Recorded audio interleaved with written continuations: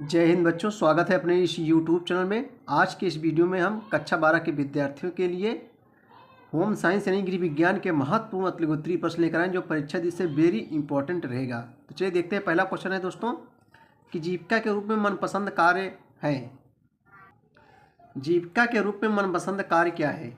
तो आइए इसका उत्तर देखेंगे। देखो, कार्य को अपनी मनपसंद जीविका मानकर उसे करने पर व्यक्ति को संतोष मिलता है। इससे जीविका के लिए कार्य करने की उसे प्रेरणा मिलती है और वह आंतरिक रूप से अथवा उत्कृष्ट उद्देश्य की प्राप्ति के लिए प्रेरित होता है।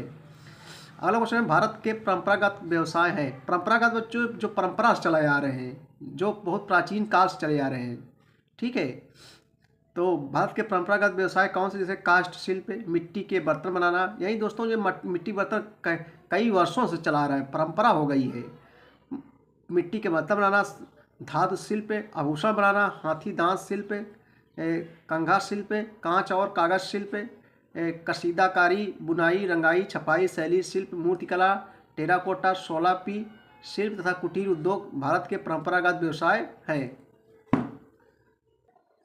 अगला क्वेश्चन बच्चों जो वेरी इंपॉर्टेंट है, बहुत ही इंपॉर्टेंट क्वेश्चन है कि पूर्व प्राथमिक स्कूल क्या है। बच्चों, पूर्व प्राथमिक विद्यालय आप पढ़े भी होंगे, जानते होंगे, इसमें लिखा रहता है सरकारी विद्यालय जो होता है पूर्व प्राथमिक स्कूल। पूर्व प्राथमिक स्कूल क्या है दोस्तों? चलिए इसका उत्तर हम लोग देखेंगे, हिंट डालेंगे। बोले पूर्व प्राथमिक स्कूल यह ऐसा स्कूल है जिसमें 6 वर्ष से कम आयु के बच्चे शिक्षा पाते हैं। प्रायः इस संस्था में प्रवेश की आयु 25 से 30 वर्ष होती है। इसका मुख्य उद्देश्य है शिशु के स्वास्थ्य, सुसंगतता तथा परिष्कृत वातावरण में रखकर उनका शारीरिक विकास करना, सामाजिक भावना और अभिव्यक्ति प्रक्रिया को उन्नत करना। पढ़ना पढ़ाना इसका मुख्य लक्ष्य नहीं है। इसके कार्यक्रम में खेल, विश्राम, स्वच्छ आदतें डालना, सामूहिक रूप से रहने की प्रधानता रहती है। ये क्वेश्चन दोस्तों बहुत ही इंपॉर्टेंट क्वेश्चन है। ICDS क्या है?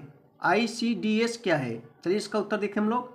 देखो बच्चों, यह विश्व का सबसे बड़ा आरंभिक बाल्यावस्था कार्यक्रम है जिसका उद्देश्य है कि समेकित तरीके से 6 वर्ष से कम आयु के बच्चे के स्वास्थ्य, पोषण, आरंभिक अधिगम शिक्षा की आवश्यकताओं को पूरा करने से है, जिससे उनके विकास को बढ़ावा दिया जा सके। इस कार्यक्रम में वर्तमान में 41 करोड़ बच्चे लाभान्वित हैं, यानी 41 करोड़ बच्चे लाभ ले रहे हैं।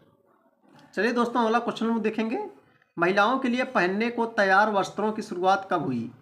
तो आइए इसका उत्तर देखेंगे। वर्ष 1880 के दशक में स्कर्ट यानी घाघरा तथा ब्लाउज महिलाओं ने पहनना शुरू किया। यह महिलाओं के लिए पहनने को तैयार वस्त्रों के निर्माण की ओर एक कदम था। डेनिम्स क्या है? वर्ष 1949 में लेवी स्ट्रास ने टेंटों तथा माल डिब्बों के कवरों के लिए बने कपड़ों का उपयोग कर ज़्यादा चलने वाली पैंटें बनाई, जिन्हें डेनिम्स कहा गया। अगला क्वेश्चन देखेंगे दोस्तों हम लोग। वस्त्रों की देखरेख तथा रखरखाव से जुड़े 2 मुख्य उपकरणों के नाम लिखिए।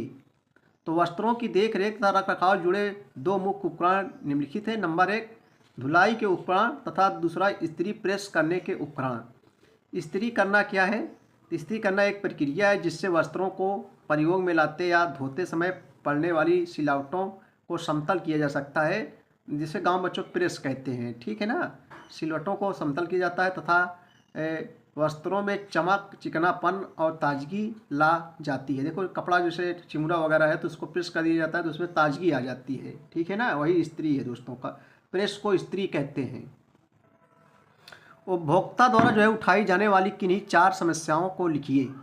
उपभोक्ता किसे कहते हैं? जो किसी वस्तु का उपभोग करता है उसे दोस्तों उपभोक्ता कहते हैं। जो किसी वस्तु का उत्पादन करता है उसे क्या कहते हैं? उत्पादकता कहते हैं। तो उपभोक्ता द्वारा उठाई जाने वाली किन्हीं 4 समस्याओं को लिखिए। तो उपभोक्ता द्वारा झेली जाने वाली 4 समस्याएं निम्नलिखित है। नंबर 1 सिलावटखोरी, नंबर 2 शराब गुणवत्ता वाली वस्तुएं, नंबर 3 अधिक कीमती तथा गलत तौल और माप। उपभोक्ता व्यवहार क्या है? तो उपभोक्ता व्यवहार वह प्रक्रिया जिसके द्वारा खरीदार वस्तुएं तथा सेवाएं खरीदने के बारे में निर्णय लेता है, उसे उपभोक्ता व्यवहार कहते हैं। अगला क्वेश्चन देखेंगे दोस्तों, विकास का क्या अर्थ है? तो विकास का अर्थ है अधिकांश व्यक्तियों के सामाजिक, आर्थिक तथा सांस्कृतिक जीवन में बगैर शोषण या हिंसा के अस्थायी रूप से सकारात्मक परिवर्तन लाना ही विकास कहलाता है। अगला है बच्चों, जनसंचार माध्यम के किन्हीं 4 नामों के नाम लिखिए। जनसंचार में संचार में होता है फैलाव।